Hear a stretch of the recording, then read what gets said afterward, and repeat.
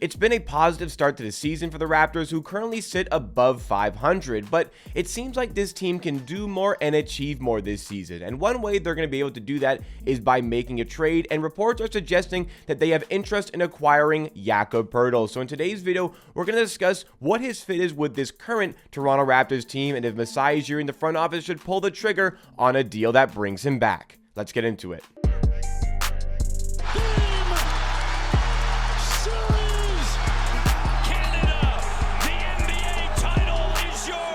What's going on, NBA and Raptors fans? It's Jacob here, back with Amateur Sports, your source for the greatest coverage and analysis on the latest Toronto Raptors news. We do videos like this on the off days, and on game days, we do watch parties, live streams on this channel. So if you like what you see from today's video, then make sure you are subscribed to Amateur Sports. Help me on my road to 13,000 subs. We want to hit that milestone by the end of the calendar year. You can help us do it. And if you find yourself enjoying this video along the way, make sure you have dropped a like to give that extra support to the channel. So the video in question today is going to be all about Jakob Poeltl. Reports are emerging that the Raptors are one of the very few teams that have shown interest in bringing this player into the team. And we've discussed on this channel over the course of the season so far that yes, it's been a good season so far by the Raptors. Now, many people would say that maybe that's not quite the case here, but the Raptors at the moment are 13-12. Yesterday, they beat the Lakers in very comfortable fashion, and two games coming up now are against the Orlando Magic. And I don't want to jinx anything, but those are two very winnable games for the Raptors on paper. Obviously, they have to go and execute that, but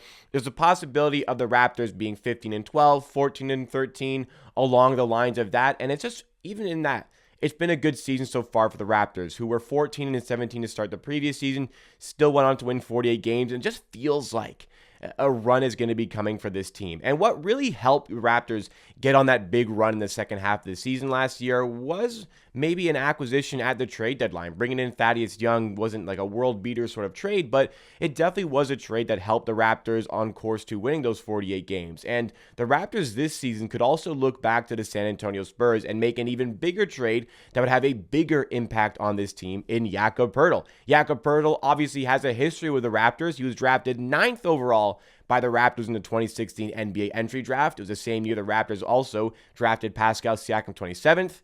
Little did we know that the better player was getting taken late first round rather than the lottery, and Jakob Poeltl, as far as a 9th overall pick, probably didn't work out the way we would have wanted him to, and eventually he was a trade chip utilized to acquire, well, Kawhi, Leonard, and Danny Green, and that was a trade that helped the Raptors win that 2019 NBA championship, so more than worth it. Since then, Jakob Poeltl has blossomed into a pretty reliable starting big in the NBA, and at this point in 2022, he might just be exactly what this Toronto Raptors team needs. Recently, we've been using Gary Trent Jr. off of the bench, and that has opened up a starting spot for the Raptors. I really love the way that's kind of structured here. Gary Trent off the bench. I've been saying for a long time, I think his play style and archetype really fits that role. I think we've been seeing that in spurts since we made that decision. Nick Nurse made that decision. Starting five, you gotta roll with Van Vliet, Barnes, and Anunoby Siakam. Right now, we're going with Christian Koloko as the starting big man. And you might feel a certain degree of comfortability with Christian Koloko, and I think that's more than fair. I think that's more than justified. But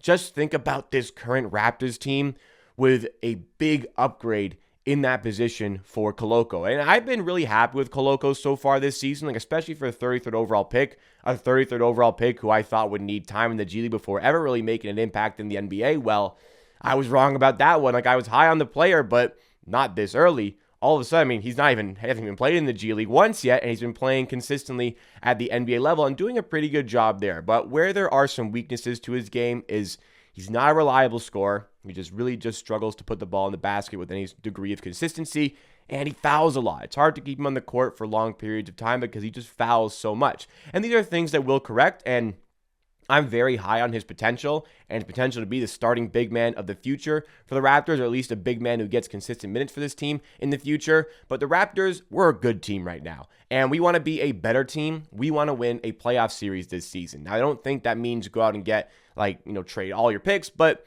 maybe you trade one or two of them. You can bring in a player like Jakob Poeltl. And the way Jakob Poeltl plays, just a very sound defensive big, a very sound interior scorer on offense. He does have his weaknesses, which we will touch on, but the Raptors, there's a few things this team needs, and you can't go out and get all of them. maybe the one thing that you would get and you want to get is reliable rim protection to help out the already good defenders on the team, just shore up that defense, and even provide a little bit of extra help scoring just for the easy buckets on the inside with Jakob Poeltl using his size. This season, Jakob Poeltl is putting up some good numbers. It's the final year of his contract, so it would be a rental, but this season, 12.9 points per game for the tanking Spurs, who have lost, I think it's now 16 of their last 17 games. Going to the assists, 3.5, not bad for a big. He is a good passing big. Just under 10 rebounds per game, 1 block a game, and the field goal percentage at 64% looks good. The free throw percentage at 52% does not look very good. And yes, those are not flipped. That is his field goal percentage. That is his free throw percentage. So obviously a big area of concern for Jakob Poeltl is that free throw percentage. And you asked me in the offseason about the Raptors possibly going out and getting this guy. I didn't really like it because of the free throw percentage, just because I felt like the Raptors don't really play with a big. But I'm starting to understand that a true center and one that protects the rim really well can just unlock a lot of our defensive aspects for the players like Anunoby, Siakam, Van Vliet, who are good defenders for their position, who, like I've said many times, like just having that rim protection that they can usher the player, their check towards the rim where they're met by Jakob Poeltl, where they're going to have to go for kickouts. And then the Raptors can close out on those kickouts. Like that just seems like a really good possibility for the Raptors to kind of play with here in Jakob Poeltl. So we need to talk about the fit, and we also need to talk about how much it's going to cost to actually bring him into the team. So as far as the cost, well, the contract is great. He's making less than $10 million. And in order to match the salaries, you can go with Khem Birch and Malachi Flynn, add in picks. That's a trade that mathematically works for this NBA. The problem is, does that work for the San Antonio Spurs? Raptors have had some pretty good relations with the San Antonio Spurs in the last 3 years or so.